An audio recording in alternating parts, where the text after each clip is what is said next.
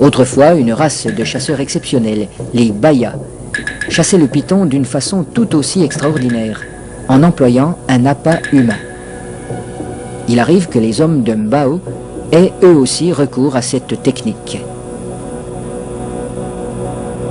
Naina, le chef pisteur, va introduire une jambe dans le terrier et la fera avaler volontairement par le python.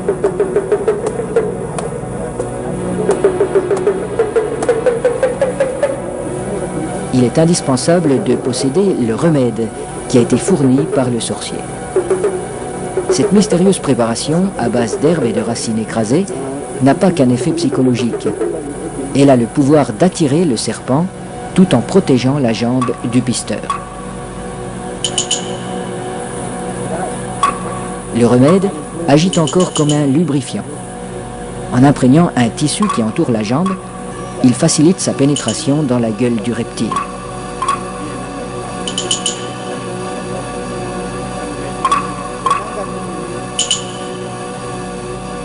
La jambe appât restera en principe intacte, car le python avale simplement cette proie qui vient à lui. À peine sera-t-elle attaquée superficiellement par les sucs digestifs.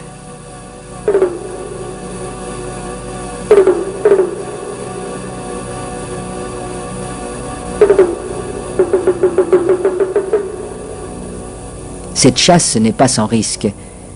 Un python particulièrement puissant pourrait entraîner l'homme dans son repère. La jambe restée à l'extérieur limite ce danger, mais le pisteur court le risque d'être désarticulé.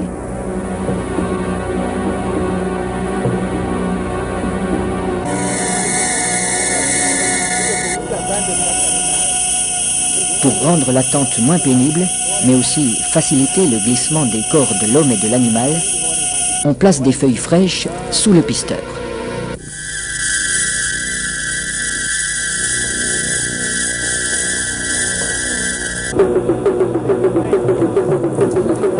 Sa jambe est déjà avalée au-delà du genou quand il commande qu'on le tire en arrière.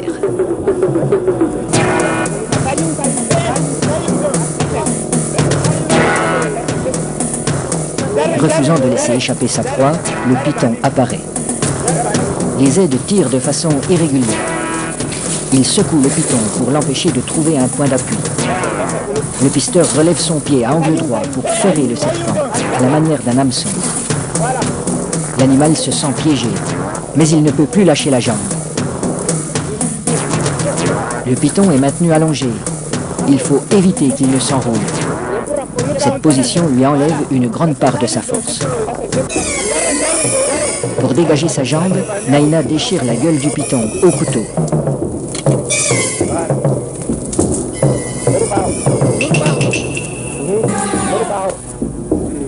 Puis, il lui tranche la tête.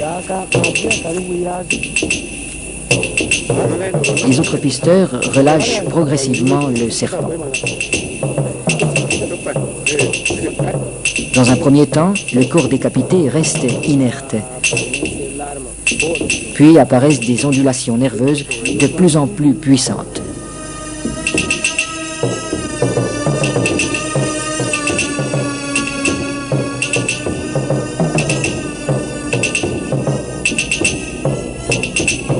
Il bougera ainsi pendant près d'une heure, prenant presque des positions d'attaque comme s'il cherchait toujours, au-delà de la mort, à menacer ses assaillants.